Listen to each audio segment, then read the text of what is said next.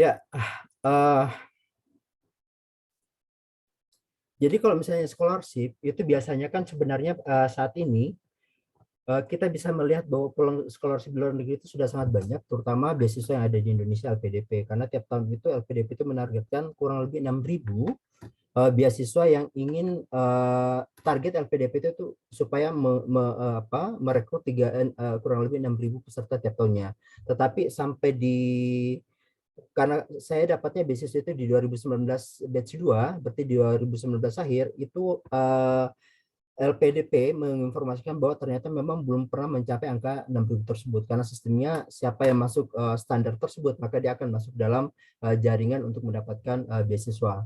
Jadi sebenarnya peluang kita sangat banyak dan saat ini bisa dikatakan hari ini sebenarnya untuk IPK, persyaratan IPK dan TOEFL atau IELTS itu sudah bukan merupakan suatu persyaratan yang sangat mutlak karena sudah banyak bukti bahwa tanpa IELTS atau TOEFL yang cukup pun banyak yang dapat beasiswa.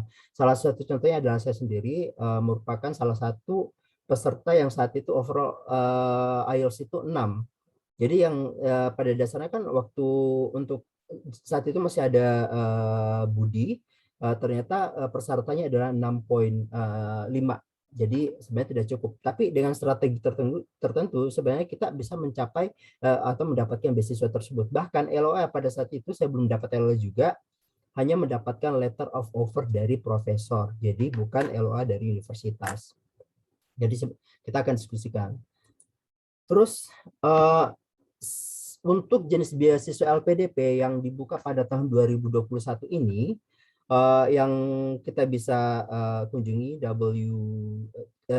www.lpdpkemenko.go.id, itu ternyata memang dibuka secara garis besar itu adalah 3 beasiswa afirmasi terdiri dari kebutuhan khusus, yaitu adalah yang disability, kemudian beasiswa daerah atau afirmasi, kemudian prasejahtera, prasejahtera, kemudian beasiswa targeted PNS, TNI, Polri, kewirausahaan, dan dulu waktu di angkatan saya itu ada LPDP, sekarang sudah diambil oleh Kemendikbud, Dikti.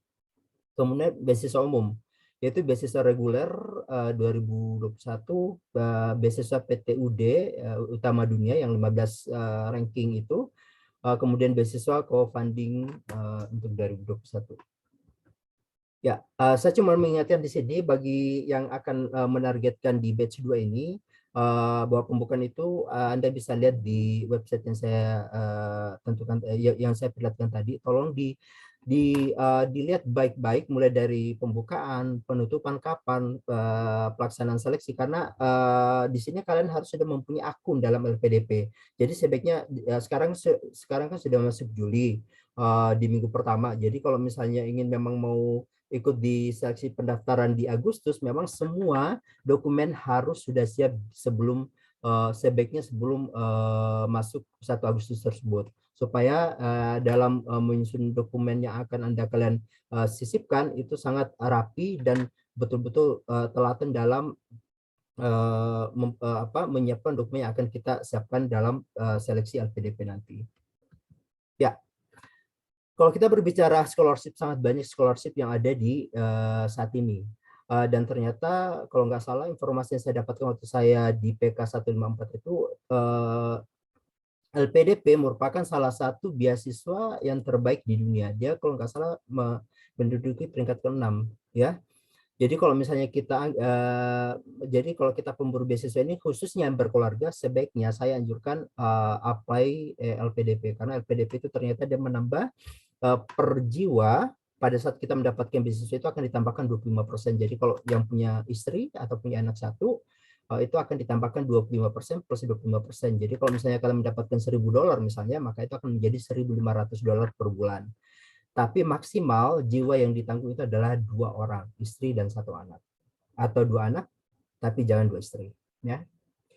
Terus, jadi kalau saya sendiri, saya akan membagi scholarship ini dalam 4 tahap, yaitu bagaimana menyiapkan beasiswa tersebut, kemudian bagaimana mendapatkan beasiswa tersebut, kemudian bagaimana memulai sekiranya kita sudah mendapatkan beasiswa tersebut, dan bagaimana menyelesaikan beasiswa yang akan kita hadapi. Jadi sebenarnya dua item belakang ini terkait dengan completing dan starting itu mungkin adalah bahan tambahan, tetapi kita akan fokus di bagaimana sih sebenarnya menyiapkan kita bisa menjadi awardee dari beasiswa khususnya LPDP.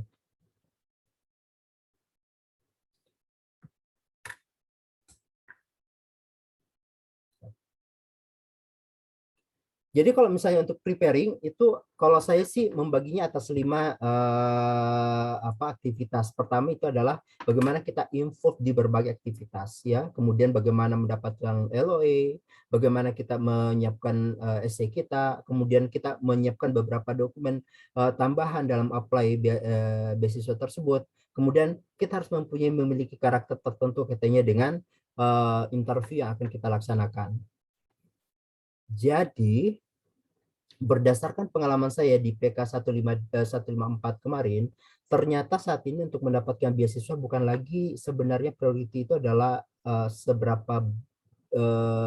seberapa tinggi kamu punya IELTS atau TOEFL, dan juga seberapa tinggi kamu punya IPK. Karena saat ini untuk IPK misalnya PhD itu kalau nggak salah itu 3,2. Saya kira tidak saya yakin 90% yang ada saat ini adalah sudah mendapatkan IPK di atas 3,0, ya. Mungkin beberapa jurusan tertentu yang agak susah kayak misalnya medicine atau engineering mungkin masih ada yang di bawah 3,0. Tetapi ternyata even di bawah 3,0 dengan keterangan dari departemen bahwa dikatakan dia bisa diterima, maka tetap juga bisa dipertimbangkan untuk mendapatkan scholarship tersebut. Jadi apa yang saya maksud di sini involving in any activities, ternyata untuk peserta LPDP di pengalaman kemarin ya di 154 itu, waktu nama-nama kita di list kurang lebih 199 orang, itu ternyata rata-rata mereka memiliki aktivitas sosial yang sangat luar biasa. Atau mereka memiliki prestasi baik level nasional maupun internasional. Itu rata-rata yang mendapatkan scholarship. Jadi bukannya IPK-nya 4,0 atau bukan yang bukan yang TOEFL-nya misalnya IELTS-nya misalnya 7 atau TOEFL-nya di atas 500 atau 600, itu bukan rata-rata itu yang diperlihatkan itu adalah prestasinya dalam bidang sosial khususnya di masyarakat. Jadi kalau saya melihat sendiri, ternyata LPDP itu akan mencari target bagi kandidat itu, bagi orang-orang yang sudah mengaplikasikan ilmunya ke masyarakat, ya.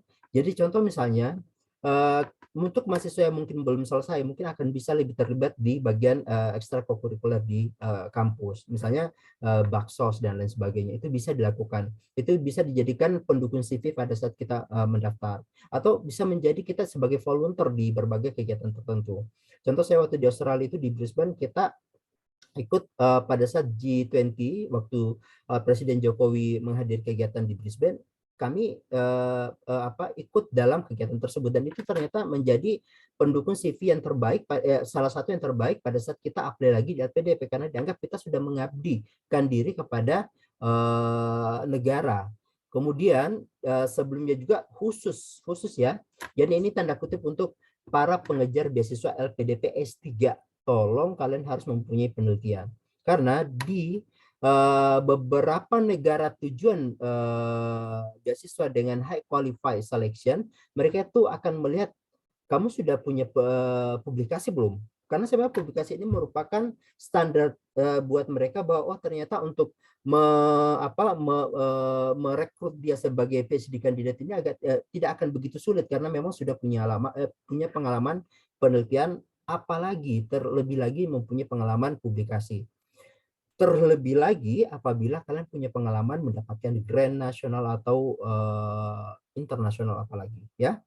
Jadi di sini saya menceritakan sedikit bahwa di waktu saya bergabung di Kemendikbuddikti, saya salah satu dosen di Universitas Hasanuddin di Departemen Fisioterapi 2018, dan 2018 itu saya langsung mendapatkan National Grants dengan jumlah dana 496 juta untuk 2 tahun, di mana kita mendapatkan penelitian, dan saat itu saya membuat suatu komunitas exercise research team. Jadi penelitiannya fokus pada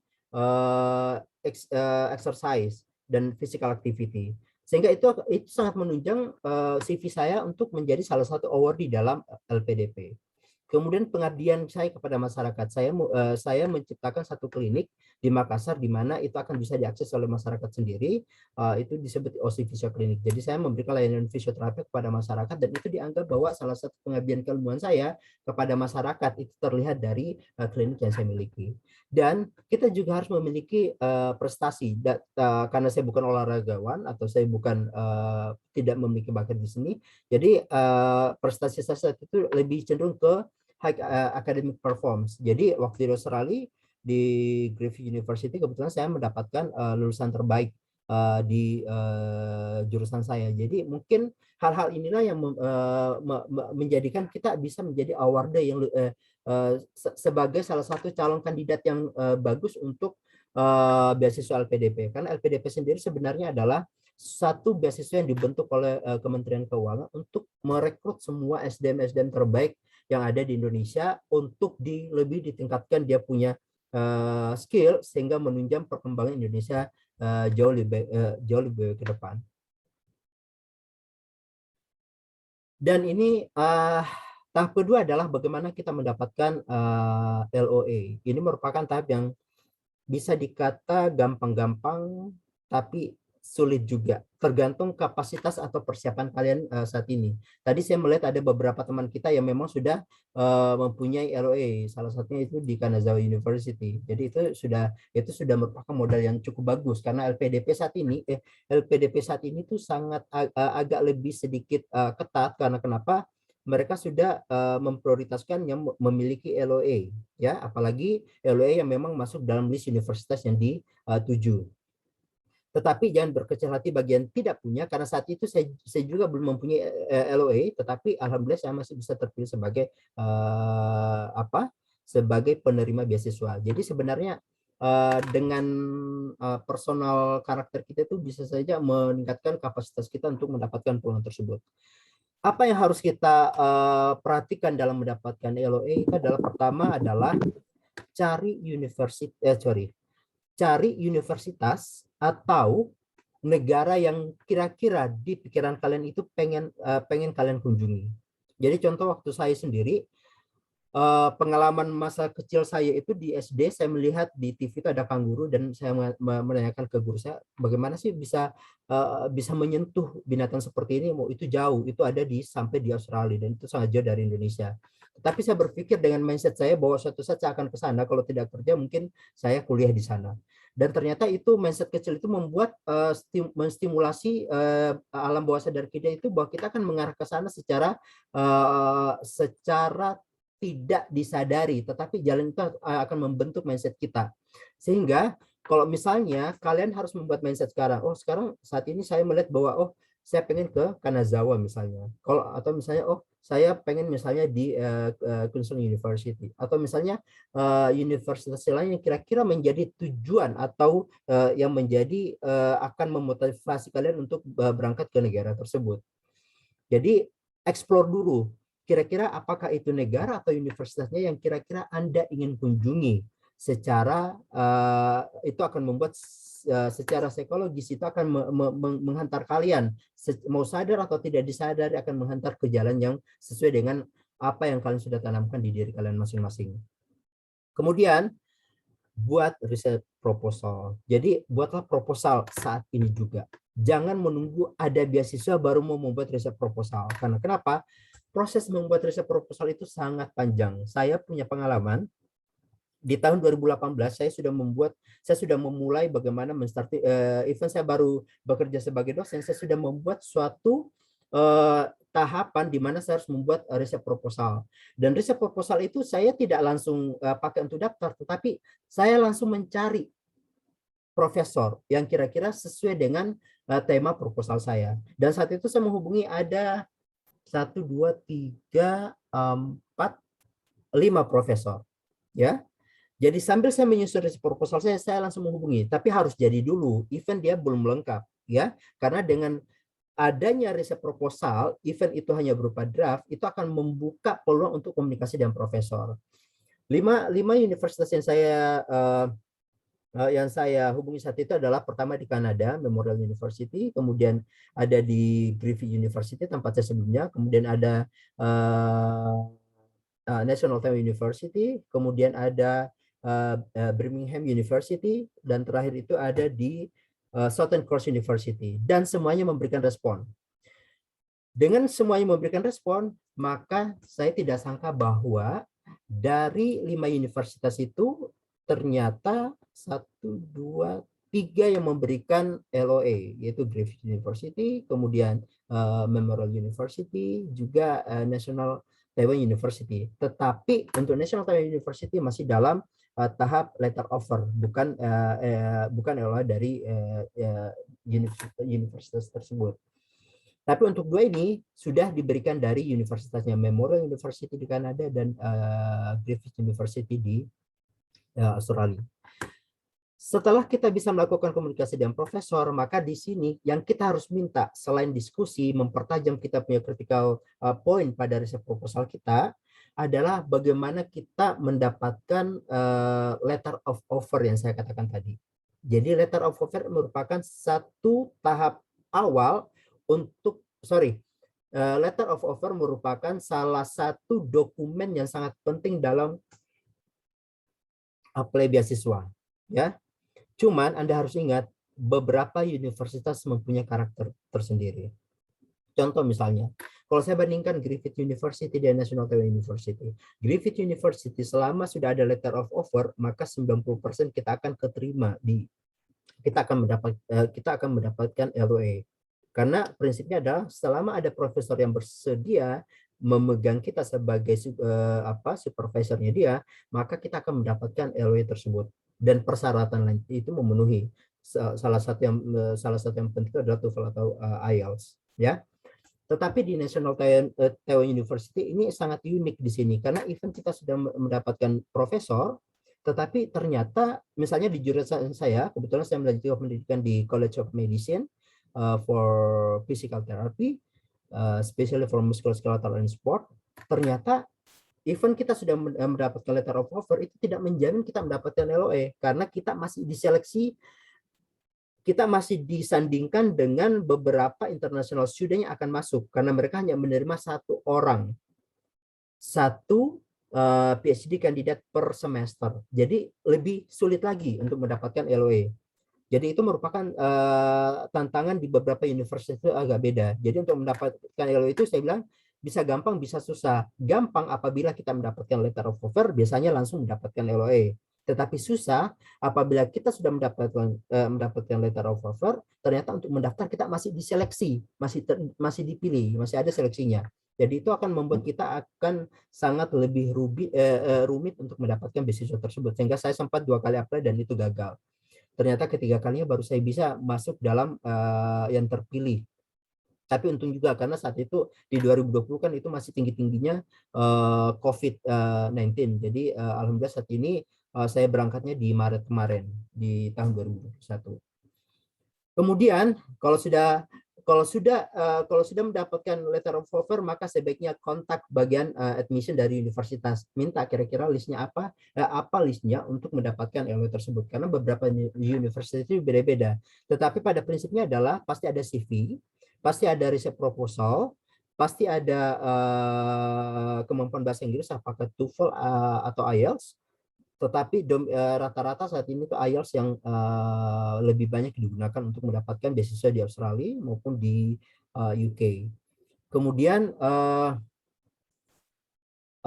selain itu harus ada recommendation letter dari supervisor sebelumnya. Jadi kalau misalnya kalian rata-rata S2 saat ini, pembimbing pertama waktu kalian S2 itu bisa menjadikan salah satu rekomendasi. Yang kedua adalah pimpinan institusi di mana kalian bekerja, ya. Kemudian apply-lah ke universitasnya di saat yang tepat, karena ternyata kayak contoh misalnya di NTU itu bukanya 2 kali setahun, yaitu untuk penerimaan Februari itu bukanya kalau nggak salah di bulan 8 sampai bulan Oktober, kemudian November sampai bulan 12 itu untuk penerimaan bulan 9 atau second semester. Second semester itu di Februari, sorry.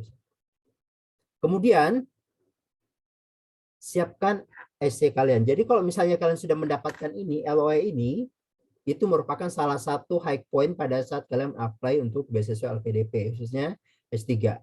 Kemudian, siapkan essay kalian. Ada istilah personal statement yang kalian harus siapkan. Nanti kalian akan diajarkan kayaknya di sesi tertentu bagaimana kalian harus menyiapkan essay kalian. Tetapi personal statement yang dimaksud di sini adalah kalian harus bisa menggambarkan kira-kira sejak kalian lahir sampai kalian usia hari ini, kira-kira apa pencapaian terbesar atau tertinggi dalam kehidupan kalian. Ceritakan bagaimana kalian istilahnya menjual diri kalian, memperlihatkan kemampuan kalian. Apa nilai poin yang kalian bisa perlihatkan atau munculkan di masyarakat sehingga kalian menjadi salah satu award untuk LPDP tersebut. Kemudian kira-kira apa kontribusi yang kalian bisa berikan kepada negara, khususnya masyarakat yang ada di sekitar kalian. Jangan terlalu misalnya berpikir terlalu teoretikal, tetapi betul-betul misalnya dari saya fisioterapi, misalnya saya kontribusi saya itu adalah bagaimana memberikan layanan rehabilitasi kepada masyarakat yang lebih efektif dan efisien dalam menjangkau masyarakat yang misalnya yang misalnya di bawah low level economic status. Jadi biasanya kita harus mempunyai kira-kira apa yang kamu ingin targetkan.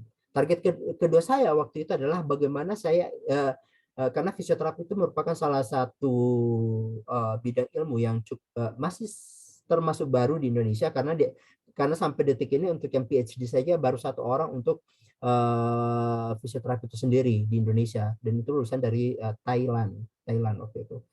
Ya, jadi kontribusi saya itu pengen menjadi salah satu yang memotori perkembangan pendidikan fisioterapi di Indonesia. Jadi betul-betul kita harus mulai berpikir saat ini bagaimana kita mempersiapkan diri dan memperlihatkan bahwa memang kita ini disiapkan untuk setelah dari mendapatkan beasiswa itu, kita akan lebih bisa memberikan kontribusi bagi negara kita. Kira-kira apa yang kalian bisa lakukan dengan bidang ilmu yang kalian miliki masing-masing.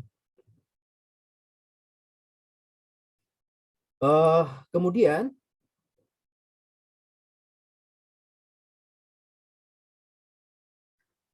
jadi bagi teman-teman yang ingin kira-kira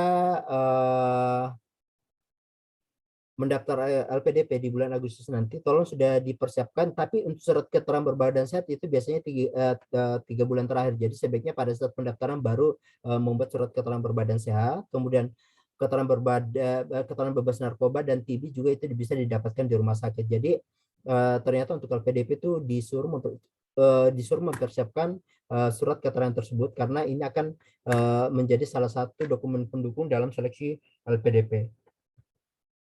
Berbeda dengan beasiswa AS itu biasanya di tahap akhir setelah kita melakukan pre-departure, misalnya di Bali atau di Jakarta, itu baru kita dilaksanakan pemeriksaan kesehatan. Tapi untuk LPDP lebih awal saya lihat. Terus Anda akan memasuki tahapan wawancara. Jadi kalau misalnya kalian sudah menyiapkan segala dokumen yang saya sampaikan tadi di atas, maka kalian akan masuk dalam satu sesi di mana wawancara itu akan dibagi atas 3 part. Pertama terkait dengan riset proposal kalian, kedua itu terkait dengan psikologi kalian, kemudian yang ketiga itu adalah wawasan kebangsaan. Jadi tiga sesi ini merupakan di sini akan dilihat bagaimana kalian mempunyai kapabilitas untuk apakah universitas yang kalian tuju atau riset proposal yang kalian sudah buat itu kalian bisa kuasai secara baik. Karena dia akan tanya apakah kamu sudah melakukan komunikasi dengan profesor yang akan kalian menjadi supervisor kalian, atau apakah kalian sudah mengetahui bahwa universitas itu memiliki laboratorium yang kemudian akan mendukung riset kalian di sana, atau apakah kurikulum yang ada di sana memang bisa menjawab permasalahan yang kalian sampaikan di riset proposal kalian. Jadi betul-betul harus kalian mempunyai kemampuan menjawab kaitannya dengan proposal yang kalian buat. Kemudian terkait dengan psikologi itu akan lebih cenderung mengarah dia akan mengulik terkait dengan kehidupan masa lalu mulai dari sejak kecil sampai kita dewasa. Kemudian juga akan ditanyakan kira-kira bagaimana Anda, kan di CV kita tadi yang saya katakan pencapaian, ada yang personal statement itu, pencapaian terbesar kita, dia akan menanyakan bagaimana mekanisme atau proses sehingga kamu bisa mencapai di titik itu. Dan kira-kira hambatan apa yang akan hambatan apa yang kamu dapat selama proses itu berlangsung.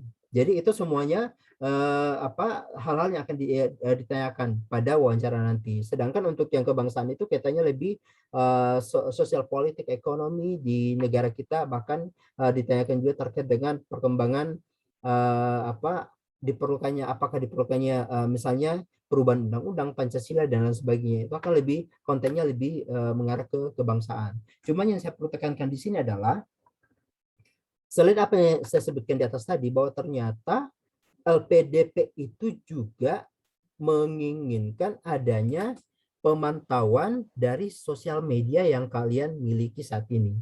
Karena itu akan diminta mulai dari Facebook, Instagram, LinkedIn, Twitter, pokoknya semua media sosial. Karena itu akan mau dilihat kegiatan kalian, apakah itu tercermin pada saat mereka membaca CV kalian. Jadi di sini poinnya adalah diharapkan bagi teman-teman supaya tetap menjaga isi dari sosial media kalian. Jangan sampai kalian mengatakan, oh saya terlibat di kegiatan sosial ini, atau misalnya kegiatan misalnya penelitian ini, tapi di media sosial itu sama sekali tidak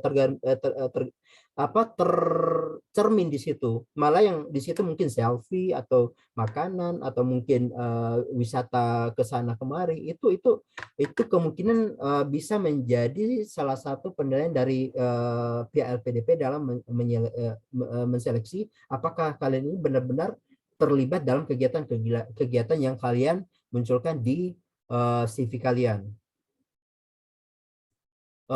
Terus ya, ini dokumen yang kalian harus persiapkan diri. Jadi mungkin kalian ada yang ingin bertanya nanti terkait dengan dokumen-dokumen yang belum dipahami di sini. Pertama itu adalah biodata diri, kaitannya dengan CV, KTP, ijazah, legalisir, transkrip juga asli atau legalisir, sertifikat bahasa, kemudian LOA, tapi yang masih berlaku ya, karena biasanya LOA itu ada yang berlaku setahun, ada yang berlaku 2 tahun.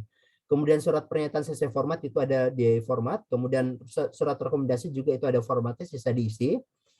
Kemudian surat izin untuk mengikuti juga ada formatnya, sisa diisi dari pimpinan institusi yang kalian tempati bekerja.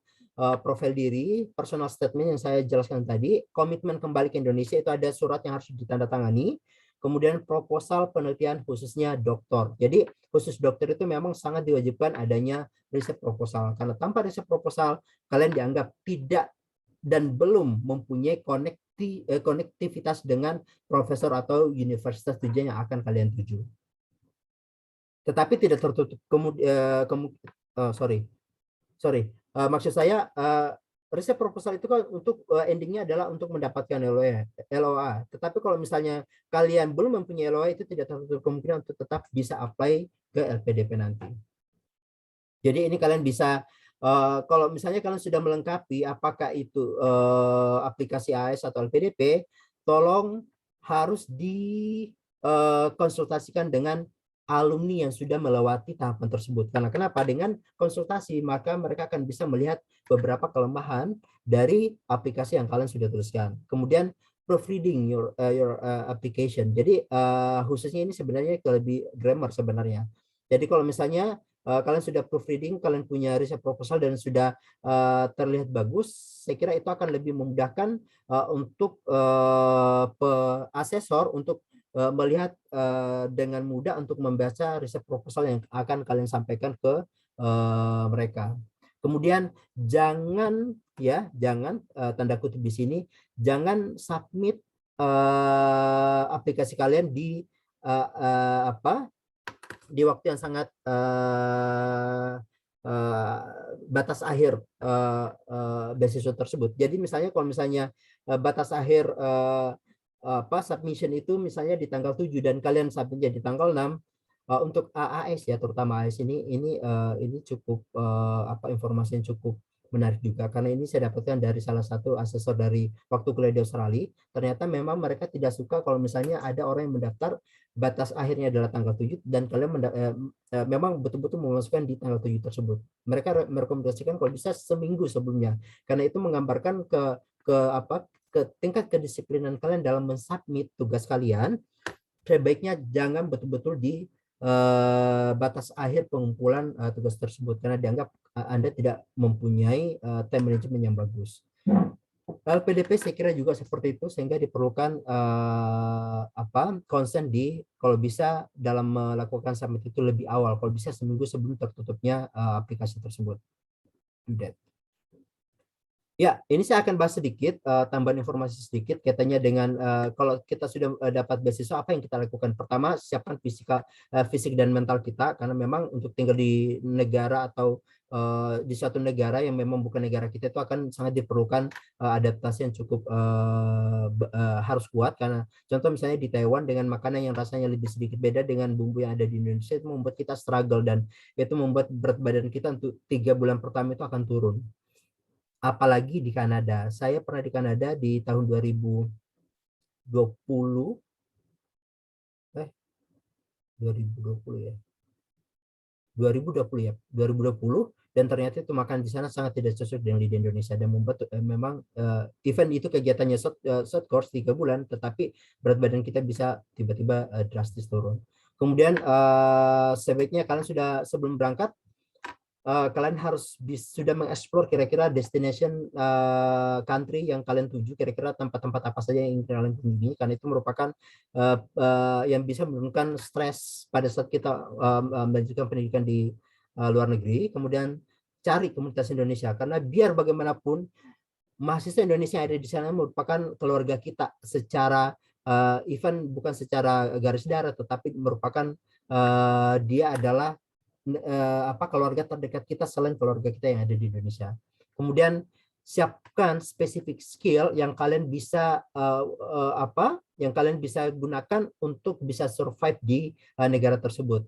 Contoh misalnya waktu saya di Australia S2 kemarin, karena saya fisioterapi, saya bisa sport massage. Ternyata dengan sport massage saya bisa mendapatkan penghasilan untuk part time itu untuk sejam itu $100, kurang lebih 1 juta per jam. Jadi itu akan sangat-sangat membantu untuk mendapatkan additional income pada saat kita berada di luar negeri, ya. Jadi kalau misalnya minimal kalian bisa misalnya membersihkan, mencuci piring dan lain sebagainya, itu merupakan skill-skill yang sangat dibutuhkan pada saat kalian sebagai seorang penerima beasiswa. Karena injury time. Oke. Waktu saya sudah habis. Terakhir terkait dengan bagaimana menyiapkan tesis, itu sebaiknya kalian betul-betul bisa memanfaatkan waktu dengan meluangkan waktu untuk membaca, menulis, dan time management yang bagus.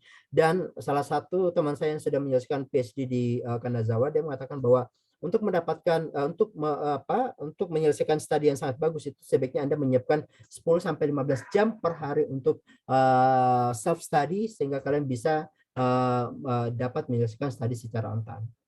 Ya, saya kira demikian presentasi saya. Kalau sekiranya ada yang ingin didiskusikan, silahkan raise your hand dan kita akan diskusi secara langsung. Silakan.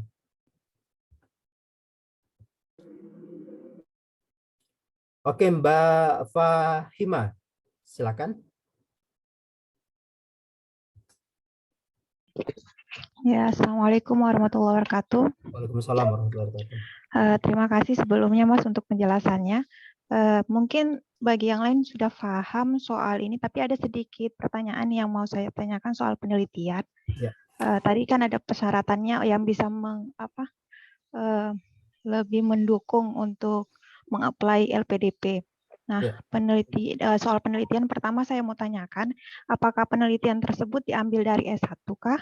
Atau harus yang update 5 tahun terakhir atau gimana? Terus yang selanjutnya penelitiannya apa harus berhubungan dengan subjek yang akan saya ambil nanti, atau bagaimana kalau misalnya penelitian saya itu ada kolaborasi dengan jurusan lain, bisa saya masukkan? Oke. Terus yang dari S1 bisa juga saya masukkan gitu. Ya. Maaf Mas, bisa nggak saya tambah lagi pertanyaan? Oke, satu lagi silakan. Iya, pembimbing tesis yang soal rekomendasi itu letter recommendation, pembimbing tesisnya itu haruskah dari S2 atau bisa pembimbing yang dari S1 atau harus dari S2? Terima kasih. Assalamualaikum warahmatullahi wabarakatuh. Waalaikumsalam warahmatullahi wabarakatuh. Ya, terkait dengan riset proposal, saya akan jawab singkat. Terkait dengan riset proposal adalah mbaknya kan sudah S2 kan? Jadi misalnya S2 Anda psikologi. Jadi sebaiknya maaf, sebelumnya saya mau tanya, mbaknya dosen atau bukan? Kemarin dosen tapi sekarang enggak. Oke. Jadi saya kira dosen karena ada memang spesifik rule untuk dosen. Sebaiknya kalau dosen itu kalau bisa linear, ya. Tetapi kalau bukan dosen itu tidak ada masalah. Jadi sebenarnya untuk riset proposal sebenarnya tergantung isu. Jadi sebenarnya hal yang menarik dari suatu riset proposal adalah apabila kalian bisa memunculkan suatu isu yang ada di bidang ilmu tertentu yang terjadi di Indonesia, dan ternyata apabila kita kaji, solusi yang kita bisa dapatkan adalah solusi itu tersebut itu bisa diberikan oleh universitas tujuan kita. Jadi ini tidak mengikat. Sebenarnya kalau misalnya S1 Anda psikologi dan kalian tiba-tiba mau ke ekonomi, itu enggak ada masalah, apalagi itu master. Tetapi kalau kalian seorang dosen, kalian psikologi, terus tiba-tiba S2 kalian misalnya di misalnya ekonomi, dan tiba-tiba di S3 kalian mau mengambil bidang lain lagi. Tapi Anda harus ingat bahwa sekarang dosen kan tujuan utamanya untuk mencapai target profesor. Itu tujuan akhir kita sebagai seorang dosen. Jadi betul-betul dibutuhkan linearitas dari bidang ilmu kita. Tetapi kalau Anda bukan sebagai dosen dan tidak membutuhkan linearitas, maka tidak ada pembatasan untuk di luar negeri, ya, untuk apply beasiswa tersebut. Contoh di National Time University ada satu mahasiswa ekonomi, ternyata karena dia tertarik kaitannya dengan sport injury, maka dia ambil S2-nya itu di bidang saya, fisioterapi, dan itu tidak dibatasi oleh universitas ini. Tetapi saya tidak tahu di Indonesia karena beberapa universitas terkadang membatasi, apalagi di medicine. Di sini tidak terjadi seperti itu. Yang selama dia tidak mengambil S3 di bidang professional skill. Contoh misalnya mau ambil spesialis seperti itu. Kalau manajemen masih bisa, ya. Terus yang kedua, untuk kaitannya dengan pembimbing rekomendasi letter tadi, surat rekomendasi itu sebaiknya itu dari bimbingan yang terakhir. Kalau misalnya kalau mbaknya S1 terakhirnya, jadi pembimbing pertama yang S1. Kalau misalnya mbaknya sudah S2, berarti pembimbing pertama pada S2. Karena rekomendasi kedua itu dibutuhkan dari pimpinan, ya. Kalau misalnya kalian bisa tambahkan rekomendasi dari misalnya profesor dari luar yang memberikan supervisi, itulah dikatakan letter of offer. Dia merekomendasikan untuk menjadi mahasiswa saya, maka itu akan lebih kuat lagi. Seperti itu, Mbak, ya. Oke, penanya. Oke, silakan. Maaf Mas, yang maksud saya tuh penelitian kalau yang kita masukkan dalam kayak CV begitu. Jadi apa haruskah dia yang berhubungan dengan subjek yang akan saya ambil, penelitian yang sudah saya lakukan sebelumnya, atau bisa apapun penelitian yang saya sudah lakukan bisa saya masukkan. Terima kasih. Saya rekomendasikan sesuai dengan bidang ilmu Mbak. Karena kalau misalnya ini kan tujuannya untuk mendapatkan LOA kan. Jadi kalau misalnya ingin mendapatkan LOA, dia ingin melihat riwayat penelitian Mbaknya itu apakah memang sudah memulai mengembangkan penelitian itu sesuai dengan bidang Mbak sendiri. Tetapi kalau memang belum pernah atau masih sedikit penelitiannya di bidang yang sesuai dengan apa yang Mbaknya ingin capai, itu bisa ditambahkan dengan penelitian di luar dari bidang tersebut. Karena yang mau dilihat di situ adalah ternyata Mbaknya ini sudah punya beberapa pengalaman kaitannya dengan mekanisme penelitian dalam dalam CV yang Mbak tampilkan nanti di universitas bersangkutan. Jadi bisa aja. Oke, silakan Mas Yanes. Ya, Assalamualaikum warahmatullahi wabarakatuh. Terima kasih Mas Rizal dan teman-teman Rumah Beasiswa. Saya ingin bertanya Mas, mengenai kalau kita bicara timeline nih. Baiknya atau strateginya seperti apa ya mendapatkan letter of acceptance dari dosen kita? Apakah kita udah harus well prepare untuk dokumen-dokumen IELTS, research proposal, baru kita coba hubungi calon profesornya, atau bisa paralel atau gimana Mas strateginya? Karena kan kadang kita kalau mau ini juga ngejar waktu juga kan ya. Ya, benar-benar. Ya, kira-kira seperti itu Mas Rizal, terima kasih. Ya, pertanyaan menarik. Jadi seperti yang saya ceritakan tadi, saya masuk di Kemenristek Dikti sebagai dosennya di 2018 dan ternyata di akhir 2019 saya sudah mendapatkan beasiswa. Strateginya adalah saya jalan bersamaan, di mana sambil saya menyusun riset proposal, sambil saya menyiapkan kemampuan bahasa Inggris saya. Jadi di saat saya menyusun proposal, sambil menyusun proposal, saya tidak perlu menunggu riset proposal saya selesai fix, tetapi apa yang saya sudah buat, saya langsung diskusikan ke beberapa profesor. Saya menghubungi beberapa profesor. Jadi kita melihat respon, ya. Jadi kemarin dari 5 profesor, 3 yang sangat merespon bagus, dan memang 3-tiganya memberikan LOI terhadap saya. Tapi saya milih NTU saat ini karena memang level rankingnya itu lebih tinggi. Jadi yang saya maksud di sini adalah kita harus bisa multitasking pada saat kita apply beasiswa. Di saat kita membuat riset proposal, menghubungi profesor, kemudian mempersiapkan IELTS atau kemampuan bahasa Inggris, itu merupakan 3 aktivitas yang langsung harus dilakukan. Dan untuk LPDP langsung mengisi akun karena akun itu terbuka sepanjang tahun. Demikian Mas Yanes. Iya, satu lagi Mas, izin Mas. Ya. Untuk mendapatkan atau berdiskusi dengan calon supervisor kita ini, profesornya, apakah kita hubunginya tuh waktu itu gimana Mas ya? Hubungi via kampus dulu atau explore website, dapetin subjeknya atau gimana Mas?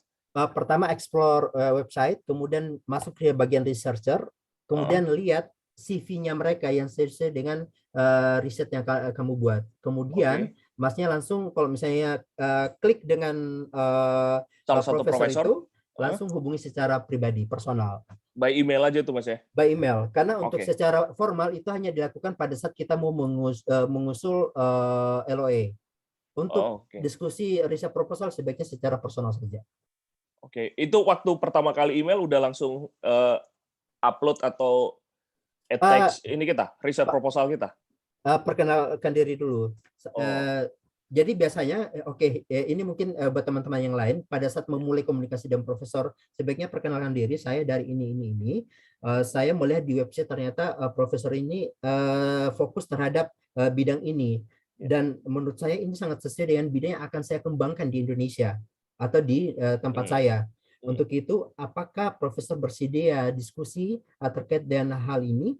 Kalau dia mengatakan boleh silahkan, kalau bisa dia akan langsung bertanya, kamu sudah menyiapkan riset proposal tidak? Kalau belum, coba disiapkan dulu, baru kirim ke saya, baru kita bisa diskusi lebih lanjut. Siap. Thank you banget Mas. Sama-sama. Silakan Mbak Adrianti. Maaf, saya cuma melihat dari screen ya, yang teratas ya. Silakan Mbak. Bismillahirrahmanirrahim. Assalamualaikum warahmatullahi wabarakatuh. Mas Rizal, Pak Rizal. Saya Adrianti dari Parepare, Sulawesi Selatan. Kayaknya dekat di Makassar, Mas ya? Ya, sama ya. Silakan. Jadi Bapak bilang bahwa prestasi itu juga mendukung untuk salah satu yang mendukung untuk mendapatkan beasiswa pas wawancara misalkan. Nah, yang saya mau tanyakan, apakah prestasi yang dimasukkan ke CV itu semua prestasi ataukah yang related saja sama studi yang akan kita ambil? Sebenarnya semua prestasi bisa dimasukkan, tetapi kalau bisa kalian prioritaskan yang misalnya yang levelnya sangat tinggi. Misalnya kalian pernah prestasinya di tingkat nasional atau internasional, itu lebih diprioritaskan. Karena ternyata waktu di LPDP juga ada satu kontestan, ada satu penerima LPDP itu yang memang di situ tertulis juara pertama KORI tingkat kecamatan, dan ternyata itu keterima juga, tetapi ternyata di latar belakang lainnya itu ada aktivitas sosialnya yang sangat mendukung. Pertama yaitu dia mengajarkan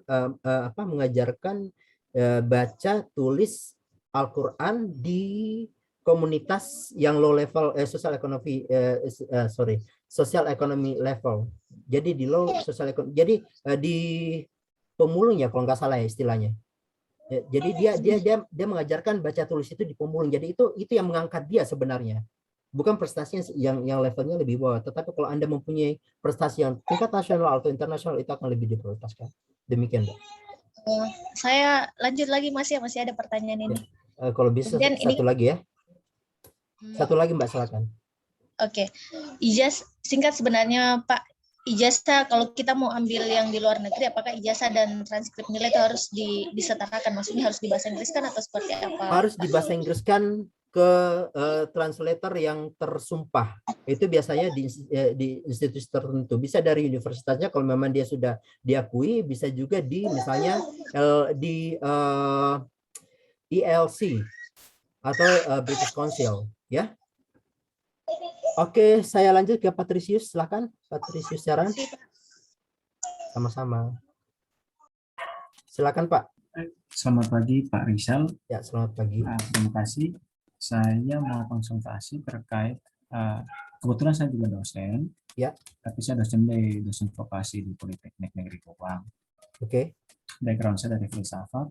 Lalu saya sebelum menjadi dosen di Kemendikbudristek itu saya sempat bekerja di perbankan selama 5 tahun karena saya mengambil S2-nya manajemen keuangan.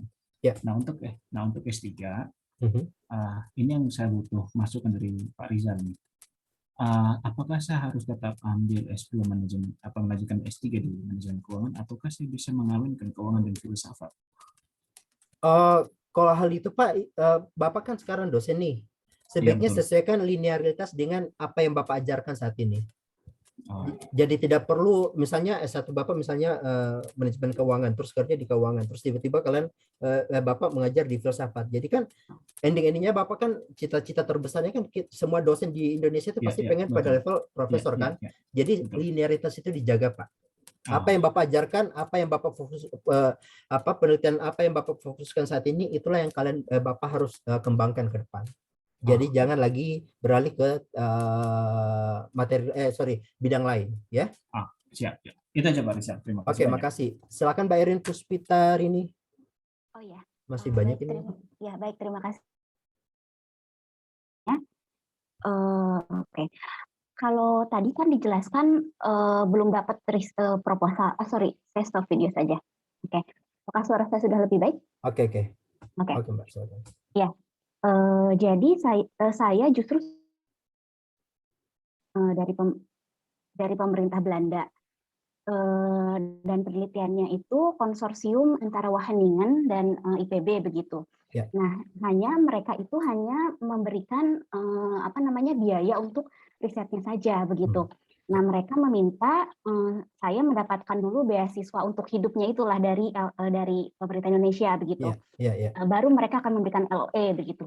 Nah, bagaimana saya men-state itu pada LPDP begitu bahwa risetnya itu saya udah dapat gitu.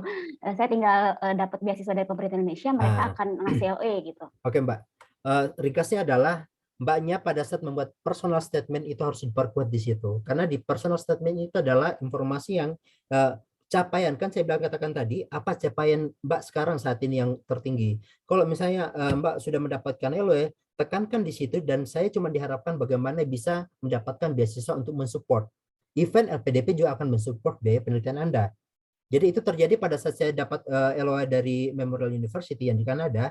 Mereka juga sudah menyiapkan beasiswa untuk risetnya, tetapi saya membutuhkan dana bantuan untuk LPDP. Tetapi saya perkuat juga di situ salah satu poinnya kenapa saya berusaha beasiswa.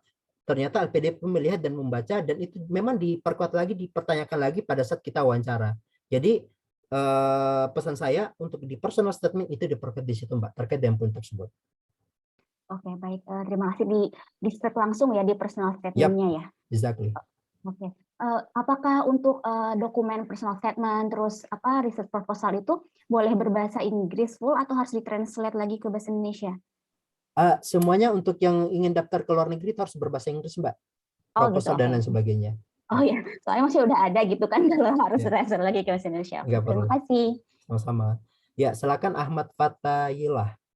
Ya, selamat pagi Mas. Ya. Pagi. Saya mau bertanya mau klarifikasi sih. Tadi kan disinggung sama Mas Rizal terkait LOE. Ya. Nah, katanya ada kemungkinan bahwa meskipun nggak punya LOE bisa daftar dan lulus di LPDP. Ya. Nah, saya khawatir apakah itu bukan berkaitan dengan requirement yang diminta oleh LPDP, karena setiap tahun kan LPDP persyaratannya berubah, Mas. Betul. Saya khawatir memang pada saat tertentu memang dia nggak meminta LOE, tapi tahun ini saya lihat di apa namanya, di listnya mereka minta LOE gitu loh. Nah, karena saya juga tanya ke teman yang pernah lulus di S3 di luar itu, mereka pernah tahun sebelumnya juga nggak pakai LOE tapi ternyata lulus. Nah, sebenarnya dari kemarin bertanya-tanya tentang itu. Terus yang kedua, Mas, satu lagi terkait dengan tadi pemilihan supervisor itu berarti Mas milihnya secara dalam tanda petik tuh random aja ya, maksudnya cari website terus kita cari supervisor yang sesuai dengan kualifikasi pendidikan kita dan kita apply di situ, atau harus kenal dulu dengan profesor itu gitu. Karena saya membayangkan profesor itu kan mestinya dia menerima banyak email seperti itu gitu loh. Apakah kita perlu kenal dulu atau langsung? Saya langsung jawab, Mas ya. Untuk profesor itu memang secara random, tetapi kita harus mengingat bahwa itu sesuai dengan kualifikasi apa yang kita cari. Karena profesor itu bisa dikata dia bisa mendapatkan email dari mahasiswa dari negara mahasiswa dari negara manapun itu lebih dari 10 per hari untuk profesor. Jadi kita sebenarnya untung-untungan saja, tetapi akan lebih baik kalau Masnya kenal dulu profesornya, pernah terlibat dalam satu proyek atau pernah terlibat dalam satu workshop atau seminar, kemudian kalian komunikasi dengan riwayat memperkenalkan diri, kita pernah ketemu di sini, itu akan lebih cepat responnya. Tapi nggak harus ini. Nggak harus. Saya kemarin jujur dari 5 itu cuman satu yang saya kenal sebelumnya, lainnya itu adalah random dan alhamdulillah keterima. Terus yang terkait dengan apa tadi yang pertama? Ini LOE. LOE. Requirement LPDP. Ya, saya salah satu bukti bahwa saya dulu tidak mempunyai LOE, saya mendapatkan Budi LN, tetapi saya mempunyai letter of offer dari profesor yang bersedia menerima saya untuk melanjutkan pendidikan. Itu bisa dikasih masuk sebagai dokumen. Dan terbukti tahun ini teman saya, tetapi dia daftarnya bukan di Budi LN, tetapi dia daftarnya di general, bukan afirmasi, tetapi di general. Itu ternyata dia lolos sampai tahap wawancara. Dia sudah lolos sampai tahap tes akademik, sekarang dia akan masuk di tes wawancara. Berarti itu bisa saja, Mas. Itu sudah terbukti. Itu LPDP, Mas? LPDP. Yeah. Tapi general ya, yang general. Oke, silakan Mbak Rini Noviasti.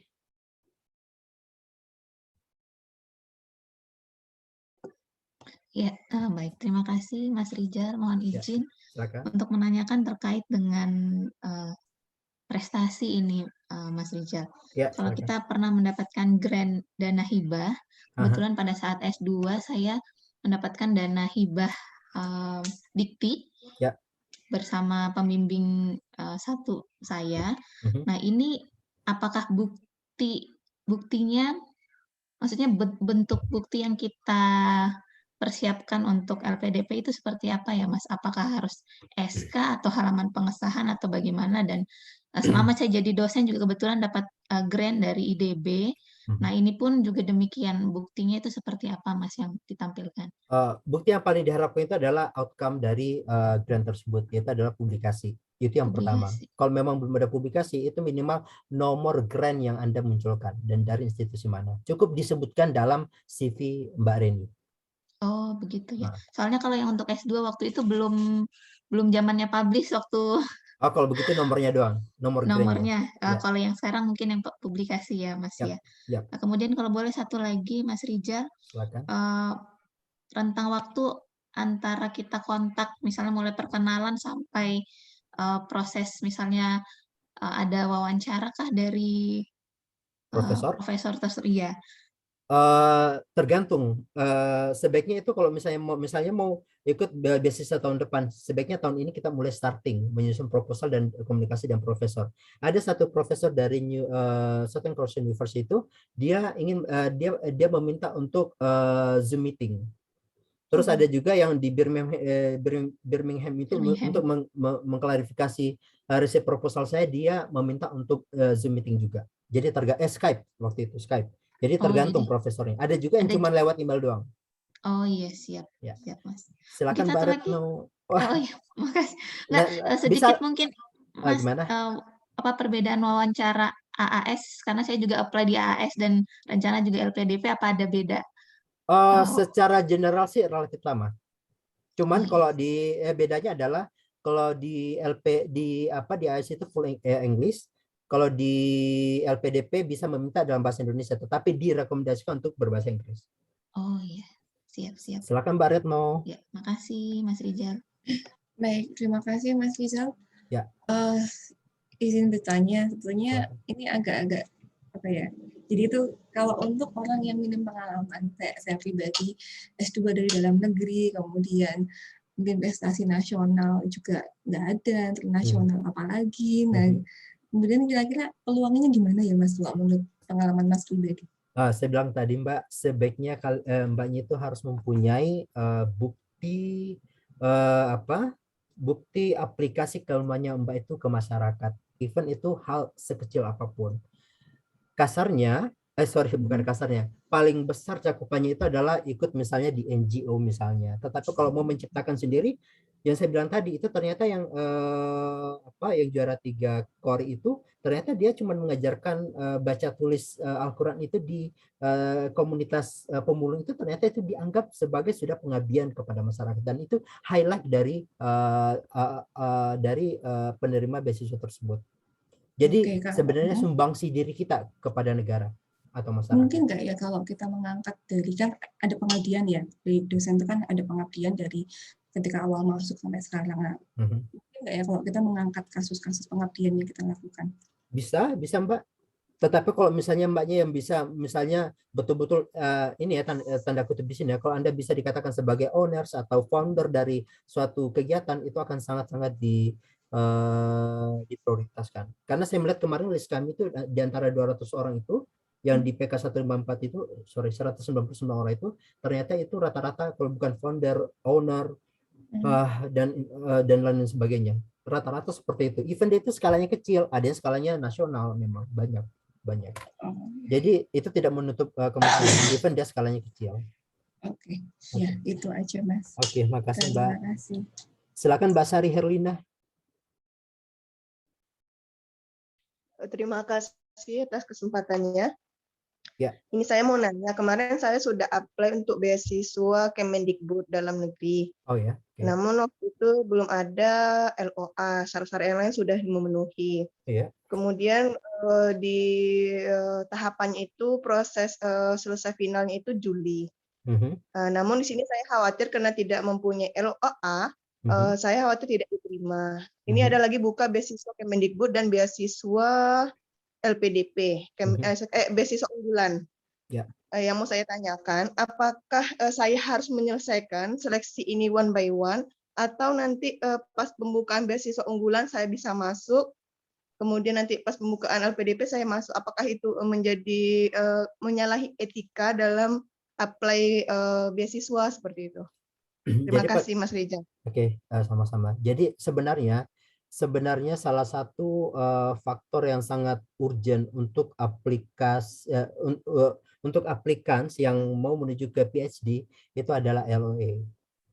Itu sebaiknya itu ada, sangat diprioritaskan karena dianggap kalau Anda memiliki LOA maka itu dianggap Mbaknya itu mempunyai calon supervisor yang akan menerima Mbak di universitas tersebut.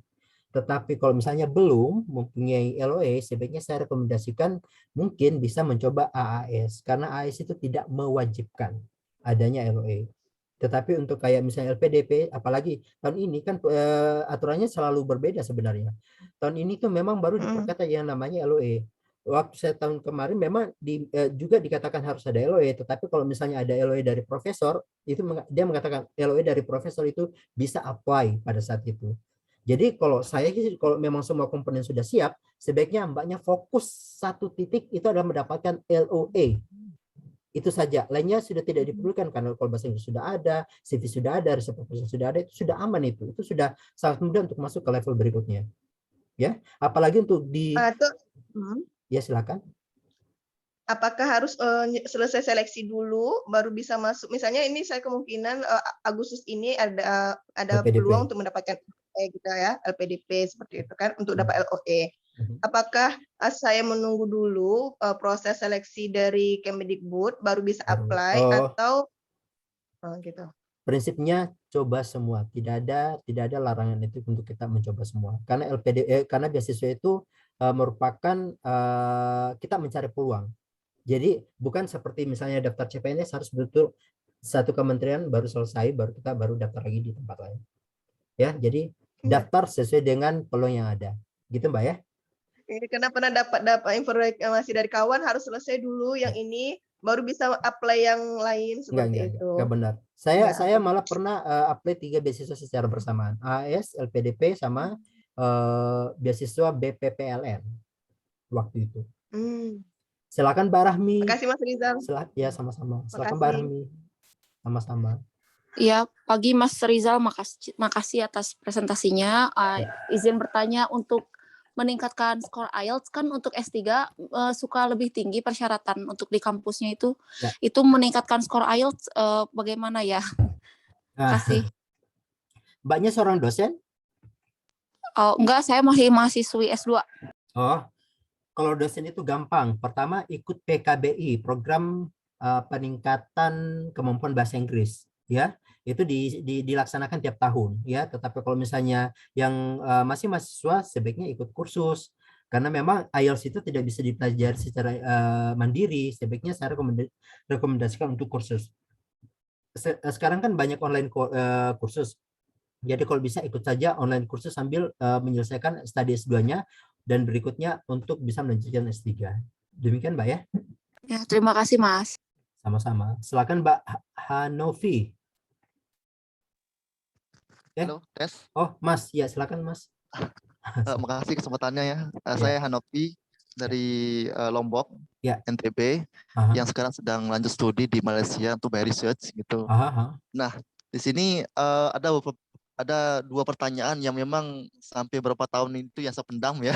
Ya, silakan. Nah, pertama di sini untuk yang IELTS, LPDP dan AS di sini kasus yang ditemukan setelah mereka lulus wawancara di LPDP, kemudian mereka harus targetkan IELTS gitu. Jadi mereka targetkan untuk mereka tujuannya ke luar negeri kuliahnya, kemudian setelah setelah pelatihan di LPDP tidak mencapai target, mereka malah dipindahkan ke dalam negeri gitu. Ya. Sedangkan di AS katanya akan ada bantuan kalau misalkan nanti skor IELTS pesertanya tidak mencukupi, bisa nanti dioper ke universitas lain gitu. Gimana itu? Dan kedua, mengenai publikasi. Saya sampai sekarang belum punya publikasi ya. Belum punya publikasi. Apakah ada syarat untuk yang PDP itu untuk yang apakah harus Scopus ataupun Cinta kayak gitu? Oh, itu saja. Terima kasih. Ya, jadi terkait dengan Scopus atau Cinta itu sebenarnya publikasi itu lebih memperkuat di CV, kurikulum vitae. Itu kaitannya dia mendapat LOE. Untuk LPDP sendiri sebenarnya tidak dipersyaratkan untuk ada publikasi, tetapi itu akan menjadi salah satu penilaian pada saat kita mengisi CV kita dan dibaca oleh para asesor. Karena mereka akan menganggap kalau kamu sudah mempunyai riwayat penelitian, artinya untuk ke depan pada saat masuk di tahap pendidikan S3 itu Anda mempunyai skill dasar untuk melanjutkan pendidikan tersebut. Jadi merupakan salah satu poin pertimbangan, tetapi bukan prioritas. Ya, tetapi untuk mendapatkan LOE itu prioritas. Terkait dengan beasiswa, kalau misalnya IELTS, saya dulu penerima AS dengan IELTS 5,0, saya membutuhkan 6,5 untuk dapat masuk ke Australia, sehingga saya mendapatkan program pre-departure 9 bulan. Dan alhamdulillah saya belum nyampe juga di 6,5. Kemudian saya dipindahkan ke universitas kedua yang bisa 6,0, baru disitulah saya lanjut. Ada juga untuk LPDP, dia bisa memindahkan dari tujuan luar negeri ke tujuan dalam negeri kalau misalnya sudah diberikan pelatihan khususnya bagi penerima beasiswa afirmasi, itu mereka ada pelatihan kemampuan bahasa Inggris juga. Ya, kalau dia belum mendapatkan dan kan biasanya mereka disuruh 3 pilih universitas. Jadi kalau misalnya kalian punya bahasa Inggris yang sangat kurang, sebaiknya kalian memilih 2 luar negeri, 1 dalam negeri, sehingga pada saat kalian dipindahkan ke universitas dengan kapasitas bahasa Inggris yang lebih di bawah, kalian bisa pindah ke dalam negeri tersebut. Karena sekarang lebih ketat lagi LPDP itu, kalau kalian sudah memilih 3, kalian harus mendapatkan pilihan tersebut. 3 tujuan beasiswa yang Anda targetkan, ya. Jadi tidak akan bisa dipindahkan lagi. Itu walaupun nanti kita sudah pilih 2 kampus atau 3 kampus di luar negeri, kita nggak bisa ambil kampus luar negeri tetap gitu. Iya, kayaknya sekarang sudah tidak bisa. Tidak kayak itu terakhir di angkatan saya itu sudah tidak bisa. Itu itu dimulai dari angkatan saya, ya. Oh, harus dalam negeri lagi ya dipindahkan gitu. Tapi kalau afirmasi itu sebenarnya masih bisa diberikan ke ini, saya belum tahu pasti ini benar apa tidak, karena ada teman saya yang dari afirmasi sampai detik ini belum bisa mencapai 7 untuk ke Belanda, yang ternyata dia hasil akhirnya itu 5,5 yang terakhir, jadi masih sangat jauh. Jadi saya bilang sama dia, kamu cari negara tujuan yang bukan berlatar belakang bahasa Inggris, misalnya di Asia misalnya, karena itu IELTS-nya akan lebih diturunkan, misalnya overall 6 kamu bisa melanjutkan pendidikan, bisa seperti itu. Ya, makasih. Oke, Pak. yuk sama-sama. Silakan Mas Husnil Bari. Ya Mas, ya. Saya mau tanya Mas Rizal. Kemarin saya pelamar AAS tapi failed Mas untuk tahun yang lalu. Kemudian saya lamar lagi AAS untuk tahun ini. Tetapi pada saat failed itu kan emailnya hanya unsuccessful gitu Mas ya. Betul. Kira-kira semua dokumennya itu saya merasa dirinya udah bisa gitu ya. Kira-kira apa yang menjadi kelemahan saya itu, karena saya pengen evaluasi diri juga, karena saya udah lamar AS juga untuk tahun ini dan persiapan untuk LPDP. Saya seorang dosen, Mas. Makasih. Iya. Jadi Anda harus mengevaluasi pertama apakah Anda berada di targeted area. Yang kedua, apakah riset proposalnya itu sudah merupakan bidang yang memang diprioritaskan untuk penerimaan AS, karena biasanya itu untuk tiap tahun itu mereka ada prioritas disiplin tertentu yang akan diprioritaskan untuk masuk dalam tahapan AS. Yang ketiga, Anda harus mengetahui bahwa dari 300 penerima AS setiap tahun itu hanya 10% yang diterima untuk PhD. Jadi persaingannya sangat-sangat ketat. Jadi hanya 30 orang yang diterima dari pelamar yang kurang lebih 60 sampai 70.000 orang. Yang berikutnya adalah apakah urgensinya bidang Anda itu memang sangat dibutuhkan saat ini oleh pemerintah Indonesia, karena terkadang mereka tetap komunikasi antara kedubes Australia dengan pihak AS dalam menerima kandidat-kandidat yang sangat dibutuhkan dan sangat diprioritaskan untuk kemajuan bangsa ke depan. Seperti itu, Mas. Jadi yang paling harus diperlihatkan adalah bagaimana Anda memperlihatkan urgensitas dari CV, dari riset proposal dan aplikasi yang kalian yang Mas Husnil isikan pada saat apply AS.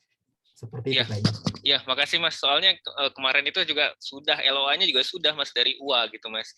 Ya. Tinggal kenapa itunya yang jadi nggak rezekinya tuh di mananya gitu Mas. Artinya dari 30 orang itu mungkin masih di luar dari target yang diharapkan, karena memang sangat sedikit untuk LPDP untuk AS. Jadi saya rekomendasikan untuk mencoba LPDP dulu.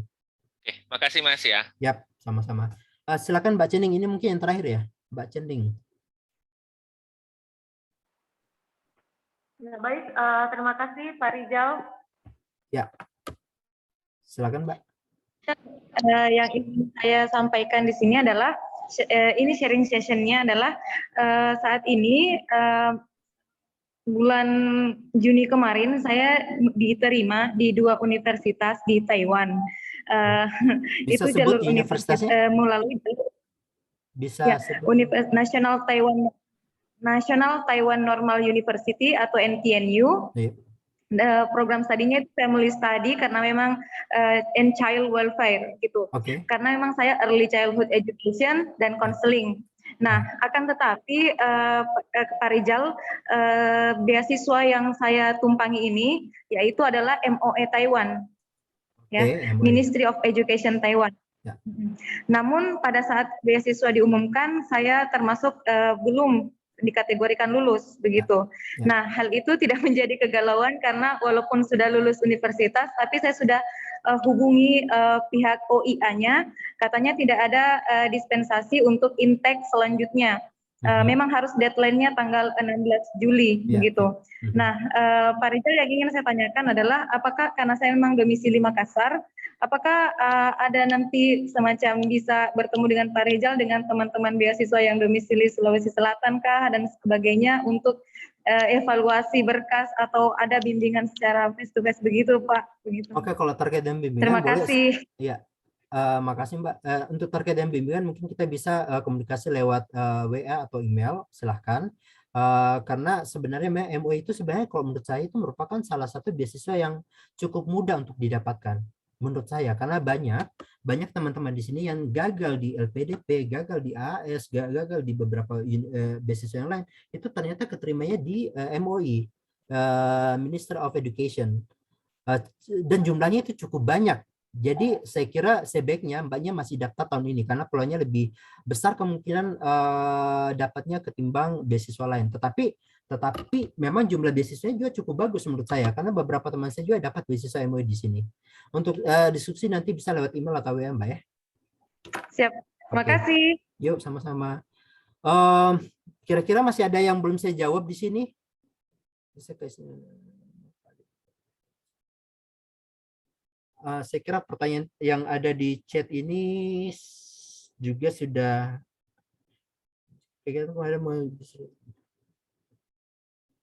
untuk yang Mbak Rahmi tadi itu sebaiknya pengabdiannya itu dalam bentuk di CV saja, itu tidak perlu dituliskan secara detail. Untuk beasiswa berapa banyak minimal publikasi? Tidak ada batas untuk yang Fitriani, tidak ada batas publikasi untuk beasiswa S3 di Budi LN. Tetapi intinya adalah Anda memiliki publikasi yang bisa sebagai first author, bisa juga sebagai co-author di sini. Saya kira itu. Apakah boleh kita memasukkan pencapaian dana hibah? Boleh. Itu semakin besar dana hibah itu semakin dianggap memang qualified dalam mendapatkan scholarship. Masih ada ya Mbak Yuliza, silahkan. Dari Galuh, bagaimana peluang PhD kandidat yang hanya punya publikasi lokal? Untuk Galuh, publikasi even dia itu ada publikasi lokal itu tetap bisa diprioritaskan. Intinya adalah Anda mempunyai story di CV itu bahwa Anda mempunyai pengalaman dalam penelitian tersebut. Kemudian mohon info jualan proposal itu di direct ke. Itu sebaiknya untuk proposal itu langsung ke profesornya atau supervisor, bukan ke admin kampus, kecuali pada saat mendaftar LOE biasanya itu sebagai additional dokumen. Terus mohon info untuk beberapa tahun ini mengapa LPDP beberapa tujuannya, contohnya untuk Malaysia. Ya, sekarang itu LPDP untuk Mas Rangga itu LPDP sekarang katanya mengurangi beberapa negara tujuan karena mereka lebih melihat kualifikasi universitas itu apakah sesuai dengan standar mereka atau tidak. Jadi mereka memang ternyata memiliki standar. Misalnya ada yang tujuan universitas utama dunia yang 15 ranking itu.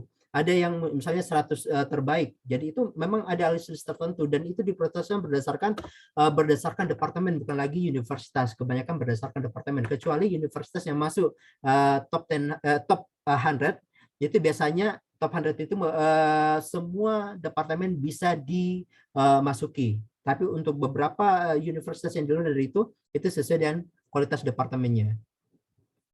Terus dari Rahmi, apakah kalau untuk dosen beasiswa LPDP jenis apa yang kami tuju? Kalau misalnya Anda mau menuju ke luar negeri berarti Budi LN, tapi tahun ini kayaknya sudah dipegang oleh Kemendikti dengan beasiswa yang dikatakan beasiswa pendidikan dosen perguruan tinggi akademik. Ya, bukan lagi Budi LN saya lihat. Ya, saya kira demikian sudah terjawab semua. Mbak Retno masih ada yang mau ditanyakan? Atau Mbak Sari? Yulisa, silakan. Kalau sudah tidak ada. Ya, Mas. Ya, saya Yulisa, Mas. Ya, silakan, Mbak. Ya, terima kasih waktunya, Mas. Izin bertanya untuk ya. Yang tadi pengalaman Mas pada tahun 2019 ya, kalau 2018 kalau tidak salah. Tadi menghubungi survivornya ya di profesor di 5 universitas kalau tidak salah. Benar.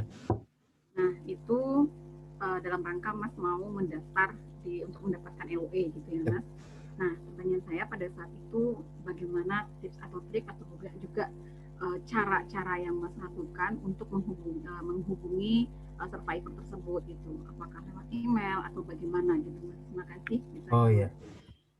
Ya, jadi yang seperti yang saya sampaikan sebelumnya, pertama itu kita harus memang mencari universitas tujuan kita, kira-kira kita mau mengarah kemana. Kemudian buka di website itu ada yang dikatakan grup researcher di situ, buka dan cari kira-kira profesor yang sesuai dengan bidang atau peminatan atau interest field-nya yang ingin dikembangkan pada saat ingin apply PhD program. Setelah Anda mendapatkan, lihat personal kontaknya, kemudian hubungi. Pertama hubungi dengan cara memperkenalkan diri. Misalnya saya Mbak Yulisa dari universitas ini, saya melihat dari website bahwa profesor ini fokus di bidang ini. Dan ternyata bidang profesor itu sangat menarik dan saya rencana mengembangkan bidang ini di negara saya. Untuk itu apakah profesor bersedia? Kalau dia menjawab bersedia, biasanya dia akan menjawab, kalau memang tertarik silakan kirimkan riset proposalnya, atau misalnya draft. Dia biasanya ada yang meminta cuma draft 1 lembar, ada yang menganggap minimal 3 lembar, ada juga yang komplit proposal. Tetapi rata-rata mereka hanya meminta draft saja. Draft, even dia 1 lembar, tetapi kontennya itu kena, maka dia akan mengajak lebih diskusi lagi. Setelah dia membaca draft, misalnya 1 lembar itu, dia akan mengirimkan beberapa jurnal terkait dengan perkembangan terakhir dari riset dari field yang ingin dikembangkan. Tolong baca jurnal ini. Jadi ada yang profesor tiba-tiba ngirim kita 15 jurnal, tolong dibaca, buat resume.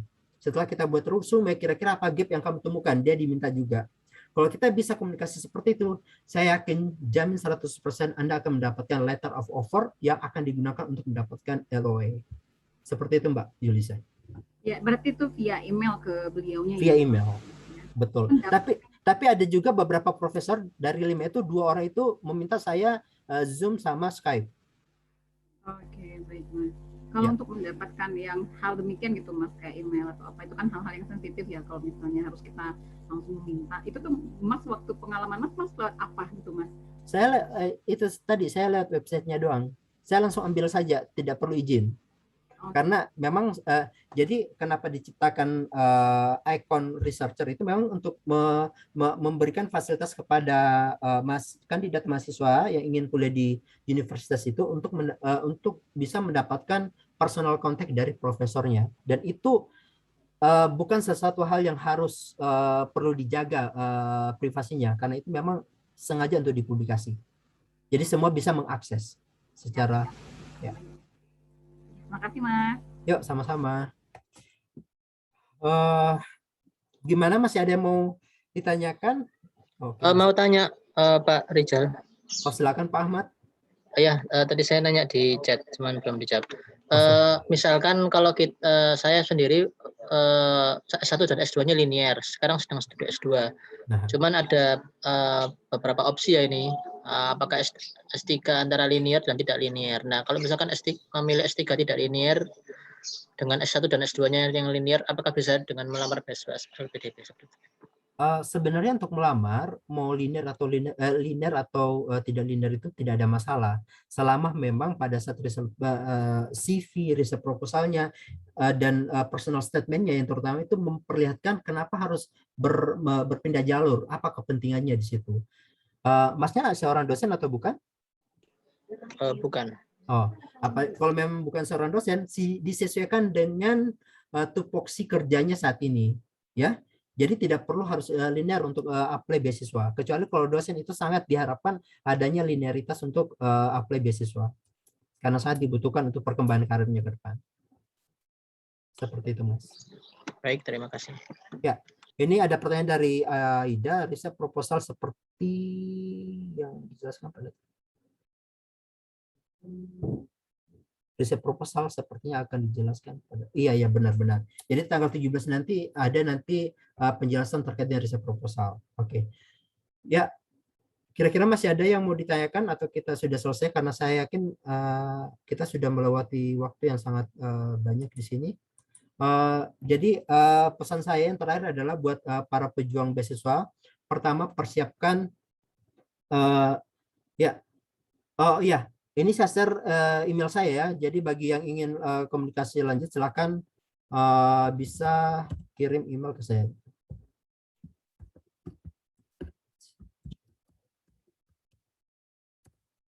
Untuk WA saya.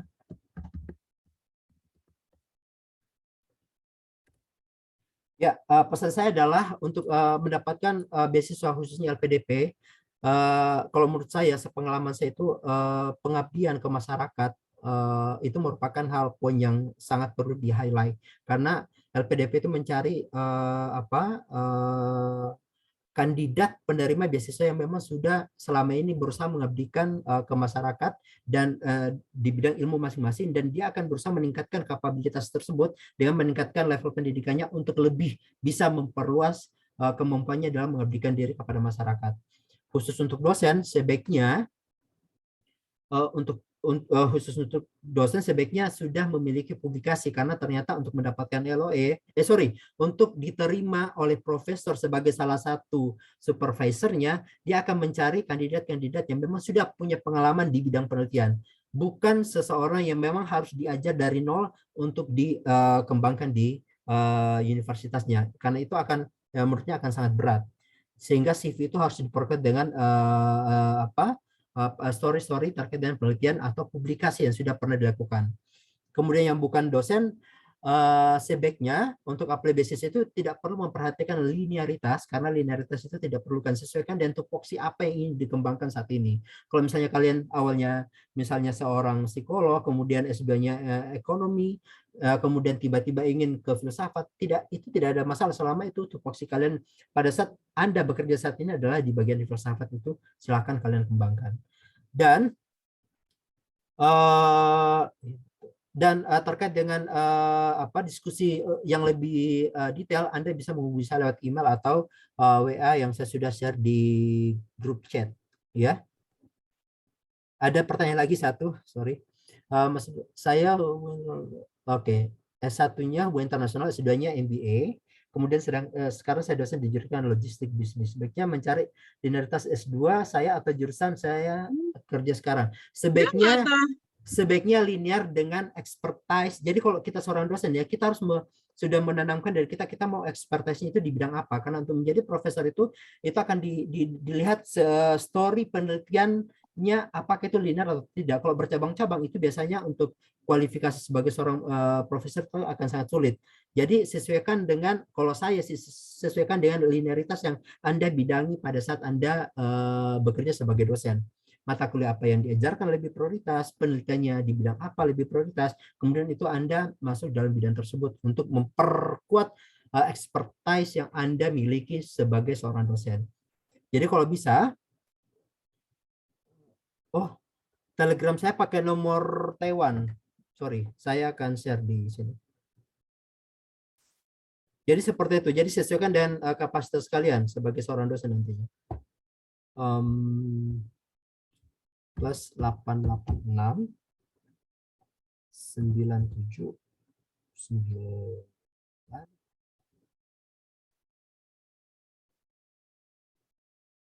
156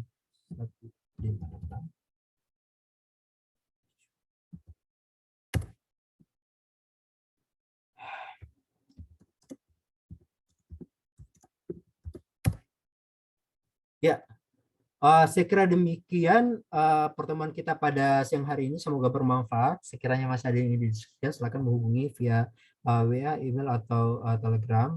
Nanti kita diskusi sama-sama terkait dengan konten yang lebih mendalam. Saya akhiri. Wassalamualaikum warahmatullahi wabarakatuh. Waalaikumsalam warahmatullahi wabarakatuh. Waalaikumsalam. Terima kasih Mas Rizal. Sama-sama. Terima kasih Mas. Maaf Pak Rizal, di mana naruh ininya ya, WA dan emailnya? Saya sudah di room chat, Mbak. Tidak ada Mbak. Tidak ada Pak. Oh iya, sorry kok Mungkin ini privat ya itunya. Sorry ini personal, sorry. Iya. Sorry.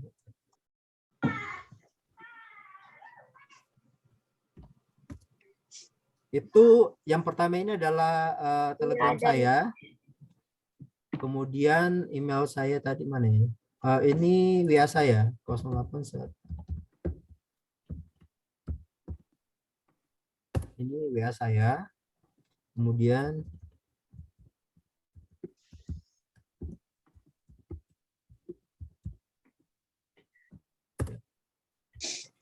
jadi sudah ada Mbak ya. Yang pertama itu yang nomor Taiwan itu Telegram saya, nomor Indonesia itu WA saya.